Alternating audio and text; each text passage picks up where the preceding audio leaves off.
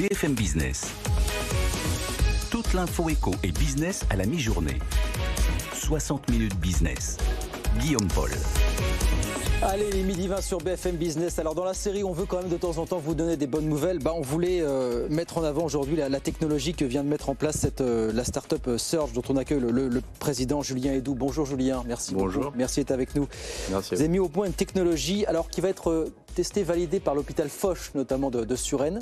C'est une technologie de prédiction des complications post-chirurgicales. Ces complications, alors qu'ils ne sont pas anodines en France. Voilà, Ouais. On dit en gros, il y a 8,5 millions d'opérations en France tous les ans.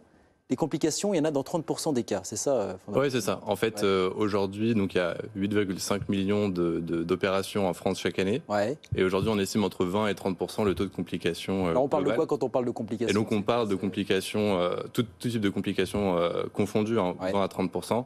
Mais nous, on s'intéresse particulièrement aux complications majeures. Donc là, ça va être des complications type infection du site opératoire ou déclin cognitif post-opératoire qui sont assez lourdes pour les patients et qui peuvent avoir des conséquences très graves. Il peut y avoir des réhospitalisations puis des soins sur longue durée derrière, c'est ça Absolument, c'est ça. Ouais. Il peut y avoir réhospitalisation, réadmission, ça. allongement de la durée de séjour. Donc tout ça, c'est quand même des conséquences qui sont assez lourdes, même pour le système de santé. Absolument, en premier lieu pour les patients, puis accessoirement pour le système de santé. Et vous arrivez avec une technologie qui permet de prédire dans quelle mesure on va devoir faire face à ces complications. C'est quoi l'idée en quelque sorte? Oui, voilà, exactement. Donc aujourd'hui, l'idée, c'est de faire un test sanguin avant la chirurgie, qui permet d'analyser précisément, avec beaucoup de granularité, en fait, le système immunitaire, pour pouvoir justement prédire qui va être à risque de développer ces complications. Qui va être plus ou moins à risque en fonction du profil. Voilà, exactement. On fait un profilage immunitaire très précis qui va permettre de dire tel patient a des fortes chances de développer une complication post-opératoire. Et en fonction de ce que dit le test, qu'est-ce qu'on en déduit? Qu'il faut faire l'opération, il ne faut pas la faire, ou il faut la faire d'une certaine façon, il faut adapter? Voilà, donc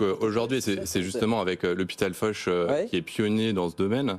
L'idée, c'est d'optimiser le parcours de soins du patient. Donc aujourd'hui, en fait, tout le monde va avoir un parcours de soins plus ou moins standardisé avec la chirurgie. L'idée demain, c'est d'être capable de dire tel patient avec des complications, des taux de complications plus élevés, ou des risques de complications plus élevés, va devoir suivre un parcours de soins adapté à son risque préopératoire et donc à terme mieux prendre en charge le patient et donc diminuer les taux de complications. Et cette technologie, donc ça fait à peu près 1 an que vous planchez dessus, c'est ça avec Voilà, donc ça fait 1 an qu'on a démarré la société, mais ça fait une dizaine d'années qu'en fait la recherche sur ce sujet a été réalisée. Et en fait, c'est 10 années de recherche réalisées à l'université de Stanford. Aux États-Unis, dans le laboratoire de mon cofondateur Bruce Goodyear. Ça s'est fait aux États-Unis, pas en France. Il y a des raisons pour lesquelles la recherche. C'est un vieux débat, on le sait. Voilà, je dirais que c'est plutôt l'inverse de ce qu'on a l'habitude de voir, c'est-à-dire que effectivement la recherche a été faite aux États-Unis et l'idée aujourd'hui c'est de valoriser cette recherche et cette technologie en France et donc de continuer à développer ça avec l'hôpital Foch et puis les 5 autres centres qui sont aussi impliqués dans cette étude. Donc l'idée c'est quoi? C'est obtenir l'obtention du marquage CE. Vous l'avez déjà aujourd'hui ou... Non, on n'a pas encore le marquage CE. C'est ça aussi, justement ça va être l'objet des essais cliniques que vous allez effectuer. Alors, du côté de l'hôpital Foch, qu'est-ce qu'ils vous ont dit quand vous êtes arrivé avec cette technologie à l'hôpital Foch? Ils ont été en fait très réceptifs à cette idée. Je pense qu'aujourd'hui, ça s'inscrit totalement dans la ligne de leur volonté d'implémenter de l'innovation et de mieux prendre en charge le patient. Effectivement, on a été bien reçus par l'hôpital Foch, qui a vu tout de suite, je pense, l'intérêt de la technologie et l'intérêt pour les patients de développer cette technologie.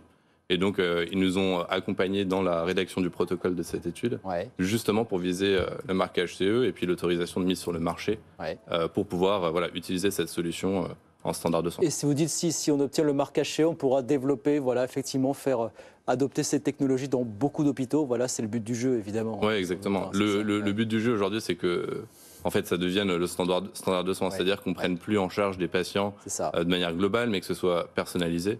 Et que le parcours de soins qui en découle soit aussi personnalisé.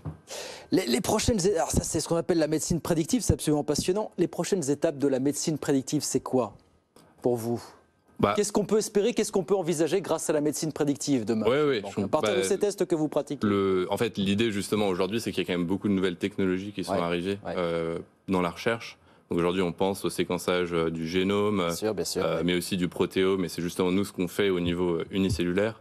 Et en fait, l'idée, je pense, demain, c'est d'être capable de prendre en charge un patient pour exactement toutes les caractéristiques biologiques qui sont celles qu'il possède, et non pas dans un point de vue de globalité. Et donc demain, d'adapter en fait vraiment le parcours de soins et les thérapies et toute la prise en charge en général du patient à précisément son système immunitaire, son système biologique et toutes ses caractéristiques. C'est absolument passionnant. Voilà donc pour cette technologie de prédiction donc des complications post-chirurgicales. Elle a un petit nom de code, cette technologie, comment elle s'appelle? Aujourd'hui c'est Surge encore. Elle s'appelle Surge encore. Ça. Et donc c'est l'objet de ce qu'on développe. Merci beaucoup Julien, félicitations et merci beaucoup d'être venu présenter cette technologie, donc prédiction des complications post-chirurgicales pour le plus grand bonheur des patients, évidemment, accessoirement pour le bonheur aussi du système de santé, parce que c'est ça aussi, c'est de la prévention, toujours et encore, c'est une des clés à l'avenir. Merci beaucoup Julien, Julien Edou, PDG de Surge, merci d'avoir été avec nous ce midi sur BFM Business.